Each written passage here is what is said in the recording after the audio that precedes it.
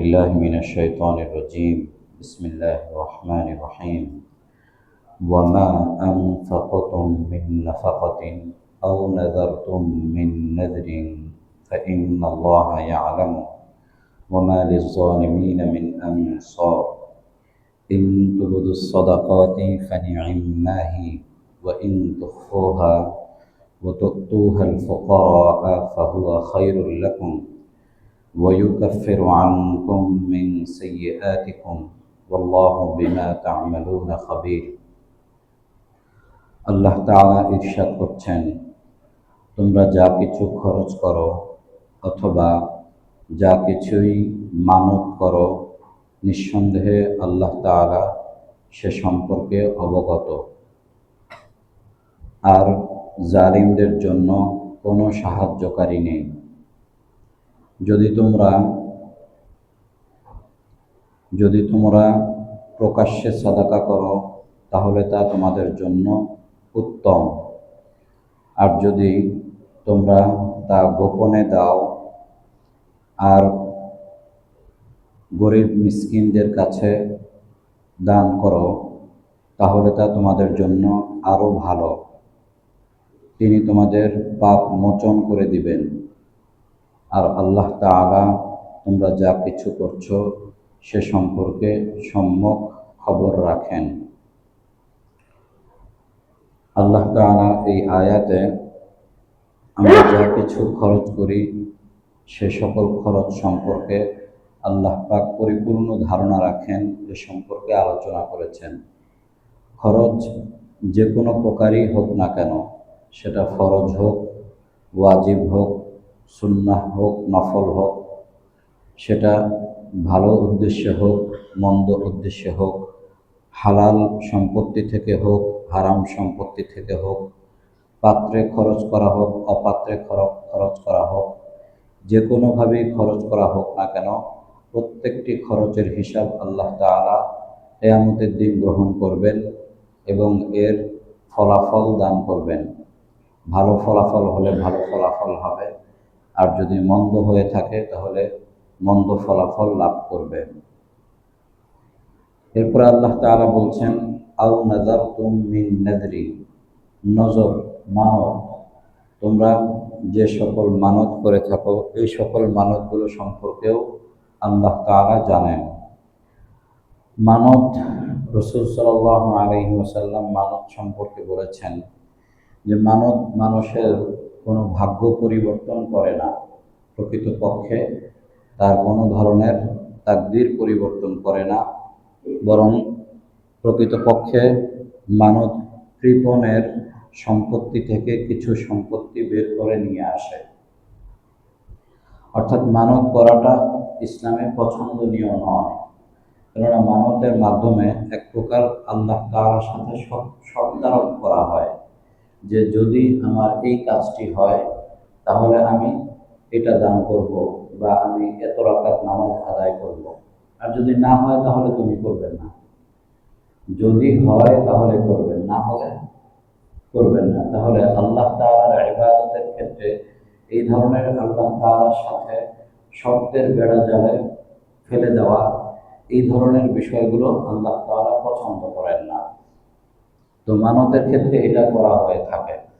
এই জন্য মানত শরীয়ত সম্মতভাবে বৈধ হলেও অপছন্দনীয়। তবে যদি কেউ মানত করে ফেলে তাহলে অবশ্যই সেই মানত পূর্ণ করা তার জন্য ওয়াজিব হবে। যদি কেউ মানত করে ফেলে তাহলে সেটা পূর্ণ করা ওয়াজিব হবে। কেউ মানত করলো যে আমাকে যদি আল্লাহ তাআলা এই রোগ থেকে মুক্তি দান করেন তাহলে আমি একটি উমরা করব, তখন সে উমরাটি করা তার জন্য ওয়াজিব হয়ে যায়। আমি হজ করব, তাহলে সে নফল হজ তার উপরে ওয়াজিব হয়ে যায়, যেহেতু আল্লাহ পাক তার সেই কাজটি করে দিয়েছেন আর তিনি এই ওয়াদা করেছেন, এই শর্ত আরোপ করেছেন, এই শর্ত পূরণ করা তার জন্য জরুরি হয়ে যায়, ওয়াজিব হয়ে যায়। তবে যদি সে কোনো গুনাহের মানত করে যে যদি আমার এটা হয়ে থাকে তাহলে আমি এই ধরনের মাজারে আমি এই খাবার দেব বা এটা করব, এমন কিছু কাজের কথা চিন্তা করলো যেটা গুনাহের, তাহলে গুনাহের কোনো বিষয়ে যদি কেউ মানত করে তাহলে সেটা সে পূর্ণ করতে পারবে না, বরং সেটা করা তার জন্য গুনাহের কাজ হবে। এজন্য তাকে আলাদাভাবে কাফারা দিতে হবে বা আলাদাভাবে তাকে ক্ষতিপূরণ আদায় করতে হবে এ গুনাহের জন্যে। কিন্তু তিনি যে মানত করেছেন, অনেক সময় অনেকে মানত করে যে যদি আমার এই কাজটি পূর্ণ হয় তাহলে আমি মসজিদে 1000 টাকা দিব। তো উনি তো ভালো উদ্দেশ্যই করেছেন, কিন্তু মসজিদে এই ধরনের কোনো ওয়াজিব সদকা গ্রহণ করা মসজিদ এর জায়গা নয়। ওয়াজিব যত সাদাকা, এই সমস্ত সাদাকার হকদার হচ্ছে গরিব মিসকিন। যত ওয়াজিব সাদাকা রয়েছে, ফরজ সাদাকা রয়েছে, সমস্ত ফরজ ওয়াজিব সাদাকার হকদার হচ্ছে, উপযুক্ত পাত্র হচ্ছে যাদের উপর জাকাত ওয়াজিব নয়, যারা জাকাত খাওয়ার উপযুক্ত, ওই সকল ব্যক্তিরা। তো তাহলে মসজিদ তো এমন কোনো সত্তা নয়। এই মানতের টাকাটা বা মানতের যে সাদাকা, সেটা অবশ্যই এমন ব্যক্তিকে দিতে হবে যে ব্যক্তি জাকাত খাওয়ার উপযুক্ত। তাহলে মসজিদ এমন কোনো সত্তা নয় যাকে এই ধরনের জাকাত, ফিতরা বা এমন কোনো ধরনের ওয়াজিব সাদাকা বা ফরজ দান সাদাকা মসজিদে করা যাবে। মসজিদ এমন কোনো জায়গা নয়। মসজিদে করা যাবে নফল সাদাকা, দান খায়রাত যেটা আমরা করি সেটা হচ্ছে নফল, তার সাথে ফরজ ওয়াজিবের কোনো সম্পর্ক নাই। তো মানতের এই সাদাকাটা যেহেতু ওয়াজিব আর এটার হকদার হচ্ছে গরিব মিসকিন, এই জন্য এটা মসজিদে করার কোনো সুযোগ নেই। এখন যদি কেউ এইভাবেই মানত করে যে আমি মসজিদে এত টাকা দিব, তাহলে তো সে সঠিক মানত করলো না, ভুল মানত করলো এবং গুনাহের মানত করলো। এই কারণে তার সেই মানত পূরণ করা তার জন্য বৈধ হবে না। এরপরে আল্লাহ পাক বলছেন, ইন তুবুদুস সাদাকাতি ফানি'ম্মা হি, যদি তোমরা প্রকাশ্যে সাদাকা করো তাহলে তা তোমাদের জন্য ভালো। ওয়া ইন তুখফুহা, আর যদি তোমরা তা গোপনে সাদাকা করো, গোপন করো, এবং ওয়া তুতুহাল ফুকারা, এবং ফকিরদেরকে তা দান করো, ফাহুয়া খায়রুল লাকুম, তাহলে তা তোমাদের জন্য আরো ভালো। অর্থাৎ প্রকাশ্যে সাদাকা এবং গোপনে সাদাকা, এই দুই বিষয়টিকে আল্লাহ পাক উল্লেখ করলেন। তো এখানে আমরা দেখতে পাচ্ছি যে গোপনে সাদাকার বিষয়টিকে আল্লাহ পাক অত্যন্ত উত্তমভাবে প্রকাশ করেছেন। প্রথমত আল্লাহ তাআলা বললেন যে তোমরা যদি গোপন করো এবং ফকির মিসকিনকে গোপনে তা দান করো তাহলে তা তোমাদের জন্য আরো ভালো। কিভাবে ভালো? প্রথম বিষয় হচ্ছে গোপনে সাদাকা করার মাধ্যমে যে ব্যক্তি সদকা করছেন তার মধ্যে কোনো ধরনের অহংকার আসে না এবং তার মধ্যে রিয়া, লৌকিকতা আসে না, লোক দেখানোর বিষয়টি সেখানে পাওয়া যায় না। ফলশ্রুতিতে তার মধ্যে অহংকার সৃষ্টি হয় না। সে খালেস অন্তরে একজন ব্যক্তিকে সদকা করতে পারে। দ্বিতীয়ত হচ্ছে যাকে সদকা করা হচ্ছে তিনি লজ্জামুক্ত থাকে। কারণ যখন মানুষের সামনে কাউকে সদকা করা হয়ে থাকে তখন ওই ব্যক্তি লজ্জা পেতে পারে যে আমাকে একেবারে সবার সামনে ক্যামেরা বন্দি করে একেবারে লাইন ধরে এভাবে এখানে অনুষ্ঠান করে আমাকে দেওয়া হচ্ছে। তো সেই ব্যক্তি হয়তো কখনোই কারো কাছে হাত পাতেনি, এমনটাই হতে পারে, কিন্তু সে পরিস্থিতির শিকার হয়ে সকলের সামনে এসে তাকে এ ধরনের খাদ্যদ্রব্য বা দান সাদাকা গ্রহণ করতে হচ্ছে। তো তাকে লজ্জার মধ্যে পড়ে এরপরে এই সদকা গ্রহণ করতে হচ্ছে। আর যখন গোপনে দান করা হবে তখন সেই ব্যক্তি লজ্জামুক্ত থাকবে। তৃতীয় বিষয় হচ্ছে যে ব্যক্তি সাদাকা করছেন সেই ব্যক্তির সম্পত্তি অন্যের সামনে প্রকাশ পাবে না। এটা একটি সেফলি বিষয়, অর্থাৎ সেই ব্যক্তির কি পরিমাণ সম্পদ আছে এটা অন্য মানুষ জানতে পারবে না যে এই ব্যক্তির এই পরিমাণ ব্যাংক ব্যালেন্স আছে, কারণ সে তো গোপনে সদকা করছে। অতএব তার কাছে কি পরিমাণ টাকা পয়সা আছে এই অনুমান অন্যের করার সুযোগ নেই।